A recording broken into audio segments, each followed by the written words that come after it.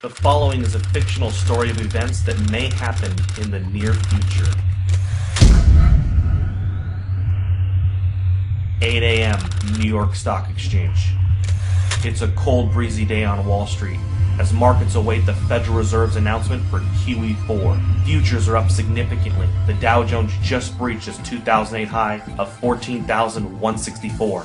Gold just hit an all-time high of 2,900. Silver just breached $100 per ounce. The dollar index is holding at 53. With official unemployment at 16.3%, there's a nervous feeling on Wall Street that if this doesn't work, the world could implode into a depression that will last for the remainder of the decade. 8:19 a.m. Beijing. Chinese officials announced that they can no longer allow Washington to devalue their holdings. After making their concerns private, China accepts that Washington will never stop paying its debts with inflated currency. China makes an official statement from Beijing, quote, "We have made our concerns known privately for some time. With QE4 about to be announced today, China will have no choice but to stop purchasing U.S. treasuries. We have allowed Washington to try to work through their imbalances for 4 years. But with global inflation and U.S. consumers rapidly shrinking as a percentage of global GDP, we feel that a Western recovery is unlikely until they reform their entitlement programs." 8:45 a.m. New York Stock Exchange. Upon hearing the statement from China, Dow futures have a sharp reversal and begin to drop. Gold leaps past $3,000 per ounce, up $150 per ounce in the last 26 minutes. CNBC awaits a statement from the White House. 8:50 a.m. Washington, D.C. The president makes an official statement to calm investors' fears.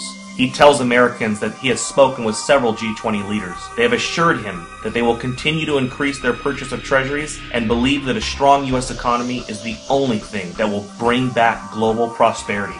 He has also spoken to Chairman Bernanke, who assures him that a strong dollar will be the result of QE4. The president also reminds Americans that his recent New Deal recovery programs that he passed through executive order will increase the likelihood of a lasting recovery. He also notes that Beijing, since 2009, has slowly been reducing their holdings, so the impact will be minimal. 9:51 a.m. New York. Dow futures fall 850 points in the first 20 minutes of trading. Markets are halted for 1 hour by the authorities. 10 a.m. Main Street, America. The news about the stock market in China has now spread. A panic begins to sit in and unprepared Americans rush to the grocery store. In an attempt to purchase food and water, Americans that didn't know what was going on are alerted by all of the news stories and panic buying. Within 50 minutes, there is a nationwide rush to the stores. Empty store shelves in America become a reality. 10:52 a.m. New York. Markets reopen and the Dow Jones resumes its collapse. Investors around the world join the sell-off in bonds and stocks and begin to purchase commodities. Unlike the panic of 2008, this time commodities are seen as the only safe haven from a dollar crisis. 11:30 a.m. New York. The Dow falls 1,700 points since reopening. Trading is halted for at least 2 hours. The Federal Reserve injects $200 billion into the markets and announces that QE4 will be delayed until further notice. Congress is called back to D.C. for an emergency joint session. Some members of Congress are saying that they consider China's statement a financial attack.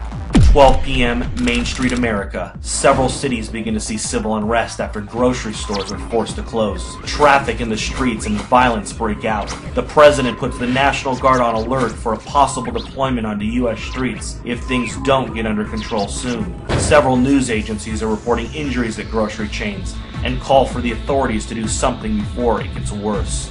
12:15 p.m. Toronto, Canada.